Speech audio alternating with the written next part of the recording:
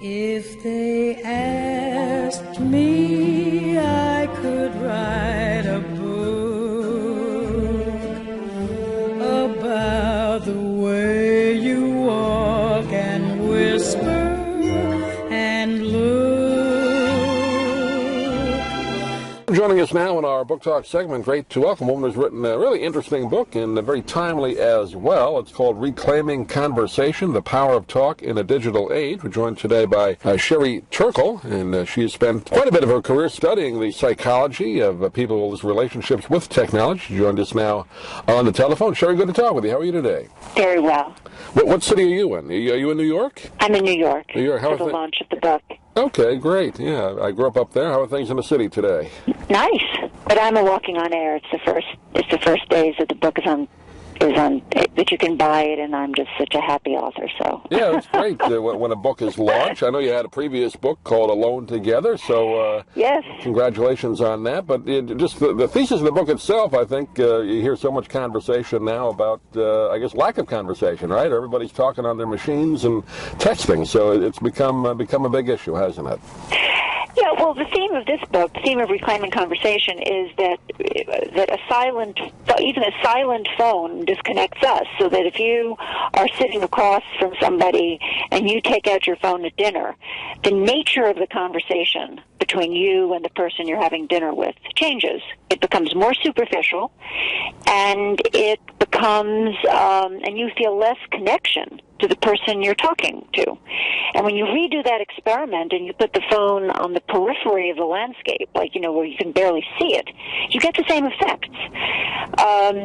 So that we're exquisitely sensitive to the possibility of being interrupted, and yet we live in an atmosphere where we're constantly interrupting each other and interrupting the conversations we're having. So we're not giving conversation a chance to do its work, which is to teach us empathy, connection to each other.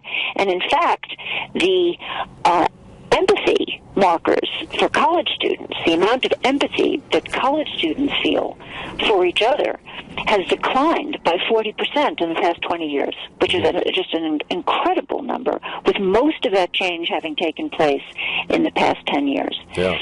So this is not a good situation, because conversation is being interrupted, and people are walking around with their phones and literally putting up their hand to interrupt a conversation in order to go to their phones.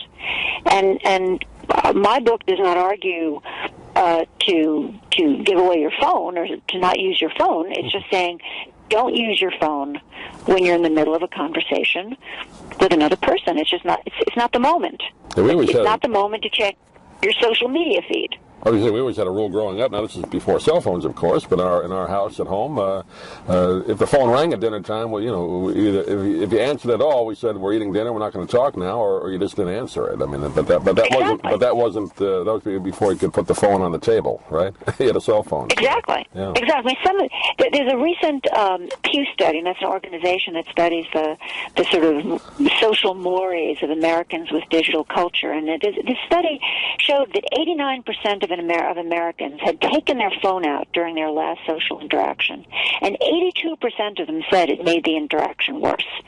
So I think we're ready for a change, and I think that Reclaiming Conversation is making this argument actually at a point when people are ready to do something about it, because I think we know that we're doing something that really is against our best interest. We know that our children are not talking to us, our friend, we're not having the same kind of intimacy with our friends. We know that we're missing out on something. Conversation is not being allowed to do the work it can do. Yeah, I think just from what I've seen from, I would say, younger people, 20 and under, they don't look at you in the eye when they talk to you because they're so used to looking down at their phone. Not everybody, but I mean a good majority. Have you found that? Yeah, it works in business too. I mean, my study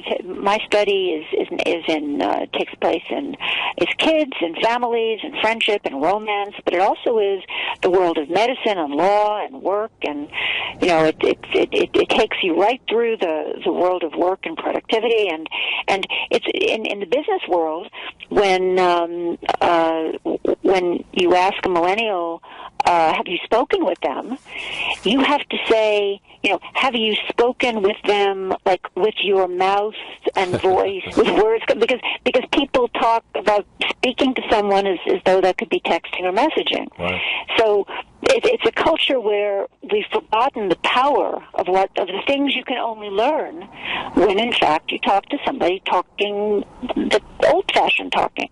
And that doesn't mean that messaging and texting and email aren't fantastic, but sometimes you need to learn things you can only learn by talking. And I think the Reclaiming Conversation starts to talk about what those things are. It's very disconcerting when you're talking to somebody and they're just looking down. Yeah. So you're not making any real communication with that person. They may hear you and they may talk back to you, but very rarely does somebody that's used to looking at a phone or emailing, whatever, not looking in the eye.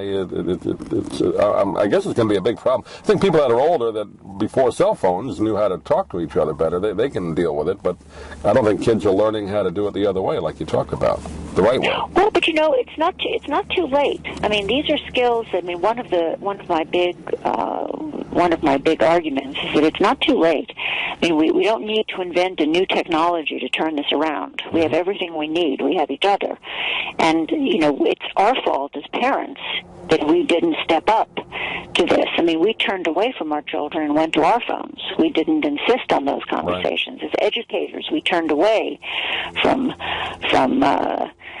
our students, and we let them multitask, and we let them bring computers into class, and we became infatuated with the technology too. And now it's just time to not get hysterical and not get upset, and just say, look, we gave up on some very important things. We need to step up now, and it's not too late. And in businesses, for example, it's very clear that conversation is good for the bottom line. You're more productive, you're more collaborative, everyone does better. And but in order to make room for conversation, you have to do some very simple things. You have to tell your workers that they don't have to be on the messaging system 24/7. They're allowed to. They don't need to respond to every email within 30 seconds. If they do that, there's no time for conversation. So you have to do some things in your business to allow people to converse. It's not enough to just say talk, Right. And in our schools, and this is a very big theme of Reclaiming Conversation, we have to focus on unitasking, doing one thing at a time. I keep saying unitasking is the next big thing. That we made a mistake. We thought that multitasking was a wave of the future, and we should be grown up enough, kind of to say that was wrong. The research is in. You can't. And multitasking is a very slippery thing, because the more tasks you multitask, the better you think you're doing all the time that you're doing worse and worse. So it tricks us. And we just have to admit that we made a mistake and teach our children to unitask from kindergarten on. Yeah, I think you make a good point there. You think if you're doing 10 things at once, you don't complete 10 things, but you think you're doing more. If you do one thing all the way to completion, right, that's better, right? That's right. you Great novelist. Yeah, go ahead. Great novelist Zadie Smith thanks Freedom, which is a program that blocks Wi-Fi, in her newest novel. Because she says if it wasn't for this program that blocked Wi-Fi, she would never have gotten her novel finished. That's it. Too many distractions. Well, you brought up the word empathy before, and you talk a lot about it in the book, and that goes back to conversations, and again, around the dinner table again. I guess that's how most people probably learned. I would think in my family, that's how we learned to talk to each other. Maybe the kids did more listening than talking, but you learn that, and I don't know if that's happening today. I guess it isn't, right, as much as it should be. Well, empathy, I really argue in Reclaiming Conversation that there's a crisis in empathy, a deep crisis in empathy, and that this is really the wake-up call. There's an assault on empathy, I would even say, because empathy is what you learn from the early conversations with parents, and parents are not having the conversations with kids that they should. I've met many parents who admit that they've never taken their kid to a walk to the corner grocery store or the corner CVS or the corner convenience store without having a phone along they're looking at. They've never sat down with their son. Fathers never sat down with their son for Sunday football without having a tablet doing his email between him and his son. I interviewed a father who talked about his fondest memories were giving his older daughter, when she was 2 years old, a bath and kind of playing with her in the bathtub and hanging out and singing to her and playing with her little dolls. And now when he gives his 2-year-old a bath, he just does his email on his iPhone. And so we're not teaching solitude.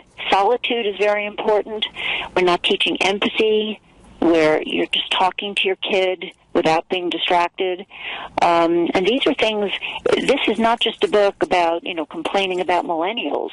This is a book for parents and grandparents and saying, well, look, we are the generations that got infatuated with the promise of this technology, and it's time for us now not to step back, but to step up and to be the mentors that we need to be. And it's not too late.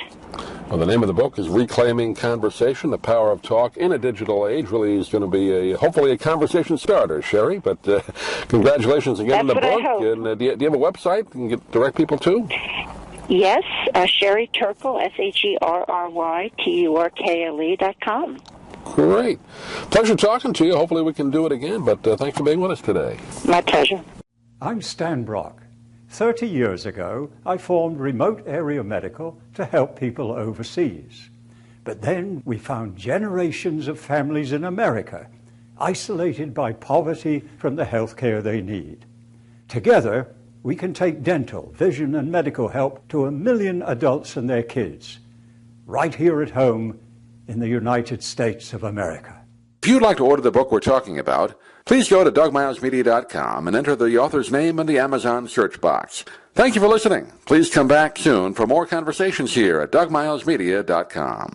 This has been a presentation of Doug Miles Media, all rights reserved. You can listen to or download previous programs at iTunes, Stitcher.com, or Doug Miles